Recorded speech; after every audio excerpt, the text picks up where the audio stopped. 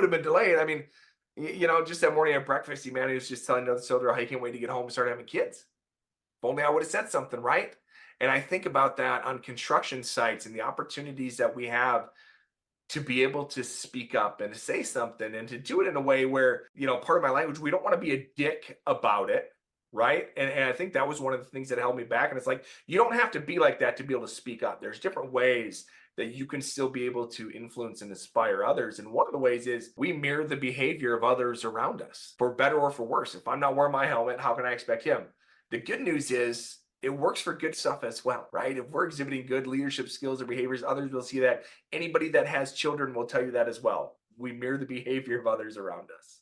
Yeah, and that's amazing. Is right before you said that, I was in my mind going through like how many times have I not just been part of the shortcut, done the short, but trained the shortcut. Like that's a common thing.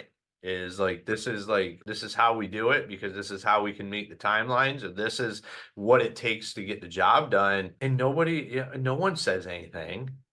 Yeah. And like you said, you're just rolling the dice. You absolutely are. And I'm so passionate about safety. I tell people, I'll say, who here has ever bought a lottery ticket? Powerball, Mega Millions? 99% of people raise their hands. I say, look, you bought that ticket knowing the chances of you winning the jackpot are what? Slim to none and slim left out. Astronomical. But you've got this tiny sliver of belief that maybe, just maybe, it might be you. And I say, look, if we have that attitude towards winning the lottery, you better have that same attitude towards safety at work, because the chances of you getting hurt at work are a heck of a lot higher than you winning the lottery.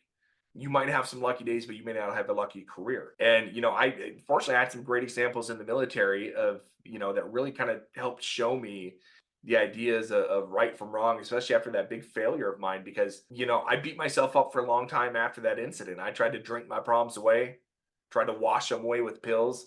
I was addicted to Vicodin and morphine for 5 years. It's a miracle I survived that. We know the epidemic that's going on in the construction industry as it relates to opioid addiction and as it relates to mental health struggles and suicide. Mm. But thankfully, again, I've learned I can take that story, I can inspire others in it, and I can influence the future and do something about it.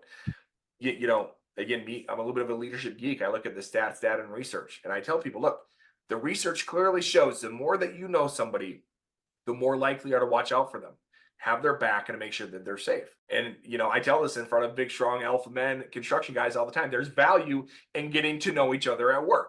I'm not telling you got to be best friends and have sleepovers on the weekends, but there's value in developing these relationships with each other so that we can feel more comfortable in speaking up. Yeah, in the construction industry, it happens quickly, building these relationships if you let it, because it's just like in the military, you're doing hard shit together every day. It creates a bond. But why do you think?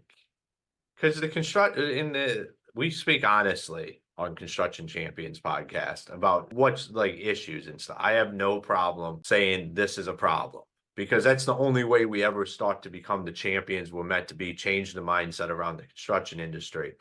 And I've been part of it. Is why is and the best way to frame this question is like, why is there kind of a sidestep neglect for safety in construction? Like, it literally, we understand what we should be doing, how it should be done. There's rules and regulations around it, but we still as an industry consistently, and the stats show this, because there's still a lot of safety, there's a lot of problems that happen because of safety. We sidestep them, or we come up with a shortcut. Mm-hmm. Like, why is that, do you think? I think What there's do we a have lot, to a lot of change? a lot of contributing factors, and the number one thing is it's that legacy mindset. Well, this is the way we've always done it. This is how things have always been done around here.